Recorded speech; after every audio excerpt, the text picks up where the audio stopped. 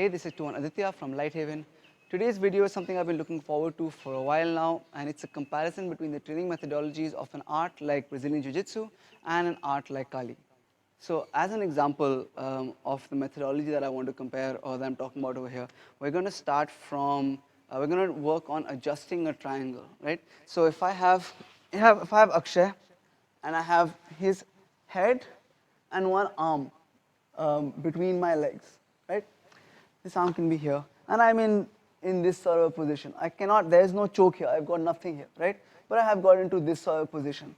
Now, when I want to finish the triangle, go from here to the submission, there are a couple of things that I want to do. So we're going to go over it step by step. Now just remember, I'm not teaching you this, I'm using this as a demonstration of the methodology that I'm talking about. So let's say that I'm going to scoop under, I'm going to get this hand across, and then trap it under my armpit. Let's say I use that as step number one. Step number two, and while I'm also maybe trapping his head, keeping it down here. Step number two, I'm going to grab my own shin. I'm going to take this foot, put it on his hip or on the floor, depending. I'm going to turn the angle so that this foot comes across the back of his head, and then I'm going to lock my feet up again, and I'm going to squeeze to get the tap, right? So we went through step by step by step by step. Let's start from this 2-on-1 position where I have two of my hands trying to isolate and control his arm. So I'm going to start with my hands around his wrist, near his wrist, on his forearm. My head is going to be on his shoulder, right? This can be across his face, it can be, the head can do a number of things, but for now I'm just going to keep this here. Get to the 2-on-1, put weight straight down. Step number two, get to the outside, switch my grips, get that elbow center of my chest. One hand is on the wrist, one hand is going to be on the bicep, head is inside, my body is in the correct position in relation to his body. I don't like my feet to be in front, I like my foot behind him. Step number three is going to be putting weight straight down and working to take him to the ground. So here also we had step one, step two, step three, just like we had step one, step two, step three, however many steps for adjusting that triangle. In both arts, going step by step by step. We're using body position, isolating the limb, using leverage to be able to get to the or to be able to get the responses, or to get the reactions, or to get to the place that we want to get, right? The other thing that we're doing is that we're learning to recognize positions, right? So why is the step by step by step method important?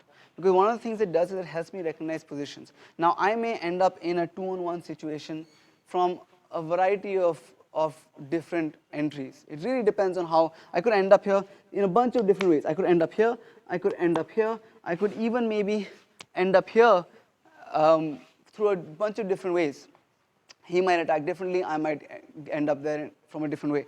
But once I have, let's say I have even a 2-on-1 like this, or a 2-on-1 like this, or a 2-on-1 like this, or something like this where I have 2 points of my two hands are on his one hand. Immediately this says, oh, I've been here before, I know this position.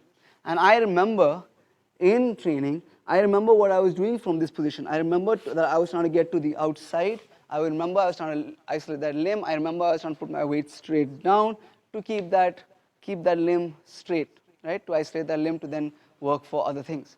So it helps me to recognize these positions, and then I can work step by step to be able to get to the result that I want to get. The next thing that it helps me do is it helps me to understand why each of these steps is important, why we do it in this step-by-step fashion. Let's take the example of the triangle. So or the adjustment of the triangle. So I'm in this position, his hand is whatever. Now, I need to understand, if I understand how the triangle choke works, how the blood choke works, then I know why his arm across his face, across his body is far more effective than his arm being to the same side, right? If I understand the triangle, I understand why it is that I need to have why I switch this angle. Why do I grab my shin first? Because if I don't grab my shin first, he's just going to posture out of it, right? I need to keep this here. Why am I controlling that head? Because what he wants to do again is posture up. So I want to control all of these things. So before I open my legs out, I still keep that loop closed by grabbing my shin. Now once I'm controlling his head at the same time. Now from here I can free my leg up. Why do I turn that angle? Because it's going to give me a better angle for that choke to finish the submission, right? So if I understand all of these things, then when inevitably the problems come up in application, because right now also the biggest thing, the biggest similarity between the two things was his reaction. Is he was a passive partner. He's not an opponent right now. He's a passive partner. It's as much his responsibility as my responsibility to learn what it is that I'm doing. He's not competing against me, right? Because when he does go from a partner to an opponent or someone who is giving more active live energy, I'm going to face a bunch of problems. I'm going to have a bunch of things I'm going to have to find solutions for. If I don't understand the why I'm doing something, then finding the solution for the problem when I've got that's going to be really, really hard.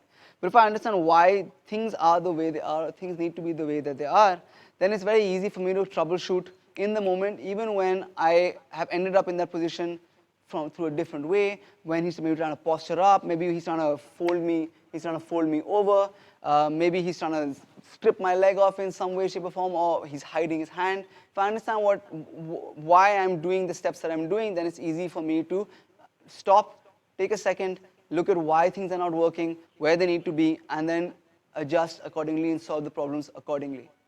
We saw the importance of step-by-step learning. We saw the importance of having a passive partner who's helping me learn. Now, the next bit is where oftentimes, not always, there are always exceptions, but oftentimes the Kali methodology of training as it is done in most places, and something like Brazilian Jiu-Jitsu or Muay Thai or wrestling sort of diverge. Because some of these sort of combat sports arts, they place a lot of importance on active resistance and active drilling as well. In Kali, very often, I will show something like, all right, I've got this 2-on-1 type of thing, I've gone to the outside, I put weight down, I take him down, maybe I go all the way down, or I look for a disarm, or I work from there. All right, I'm just going to get reps in this way. But what Jiu-Jitsu does is that it will, once you have understood the basic premise of how to adjust this into a submission, then the next step is going to be that, okay, now Akshay is going to start resisting. And his job is to escape this, pass my guard. My job is to, in that resistance, remembering everything, so don't just let go, remembering everything, look to adjust and finish the triangle, right? So now we have gone from passive drilling and a passive partner to the beginnings of active training. It's still very contextual. It's still very much based in the specific technique that we are trying to learn, that we are trying to do. But he is going to give me more and more resistance, right? From there, then Jiu-Jitsu takes it one more step up, which is that then maybe I will go from just having Akshay in my guard, and now Akshay's job is to break my guard, to pass my guard, and my job is to only use triangles. And then you can even add one more step where maybe we start from our feet, or maybe we start from our knees, and I am specifically in my head, I'm thinking I'm working on triangles today. I'm working from triangles from guard today. Now we've gone to a situation where there's a lot more improvisation, there's a lot more scope for things to go, not the way I had planned, or not the exact way that I had learned a technique, and now I have to be able to adapt and improvise on the spot. In my opinion, this is what makes an art like Brazilian Jiu-Jitsu or Muay Thai or one of these combative arts so effective, because you have space and a structured way of introducing active resistance training into your daily or weekly training schedule. In Kali, we do too much of like flow drill based repetition. So maybe he's stabbing me, maybe I'm going to step to the outside with that bisecting line, look to slap him, and from here get into that outside 2-on-1 sort of situation, right? But he's not resisting me. What happens if I'm in this position, when now he starts to try and resist or stab me, or maybe he's going to reach around and grab me and pull me, or what happens when I reach this position? What happens if he switches hands? We don't do enough of this active sort of training, because in our heads, oftentimes, we're like, well, you know, I'm not just going to be standing here. If I'm here or here or here, whatever, I'm going to be hitting him in the groin. I'm going to be headbutting him. Maybe, I don't know, maybe you're biting him. Once I have moved over here, maybe I'm I'm uppercutting him over here, grabbing that ear, smacking that groin again. I'm really wrenching on that elbow. So we're like, hey, that's too dangerous to work on in class. I'm going to hurt my partner, right? But there is a lot that we can learn just with Akshay resisting and trying to stab me, and me trying to work from here, trying to keep the arm straight, trying to work to the outside, just this much, without adding in the groin strikes or the eye gouges or the other, I don't know, whatever street lethal techniques that you might want to incorporate into this. There is still a lot of work I can do just on the wrestling aspect of it, just in being able to control a limb, isolate a limb, extend a limb, and getting my body in the right position when he is resisting me. And we need to do more work like this if we want our martial art to evolve, we want our martial art to be effective. And also, when you do work like this, you will very quickly realize that a lot of the bullshit that we think might work may not work so well. When he is coming, if he just adds this hand in there to grab me here or to frame across me, now suddenly a whole bunch of stuff changes for me. If he just pushes me and just comes in with a lot of forward momentum, suddenly a lot of my footwork that I may have trained, a lot of the structures that I may have trained, a lot of the reactions that I may have trained don't apply anymore, because as soon as he is putting forward pressure into me, I'm just getting blown away. And so this sort of pressure testing really helps us to understand, okay, you know what, this works, this doesn't work, why did this not work, how do I make this work, what is the best thing to do in this situation against someone who's bigger, what is the best thing in this situation for me to do, what is the appropriate response, what is not the appropriate response. And that kind of training is really, really, really important to keep Kali a martial art and not just have it to be some sort of demonstration-based art. Thank you so much for watching. If you liked what you saw, if you learned from what you saw, please do like and share this video. Please do subscribe to the channel. If you have anything to add to the discussion, leave that in the comments down below. If you have any questions or requests for future videos, please also leave that in the comments down below. All of these things really do help out the school and the channel a lot. A huge thank you to all of our patrons. Thank you so much for your support.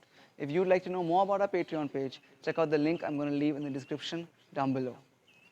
Lastly, our online classes are up and running. Our residential program is up and running. So to train with us, check out the email address I'm going to leave down below. Thank you guys so much for watching. Thank you to Akshay for assisting me, and see you in the next video.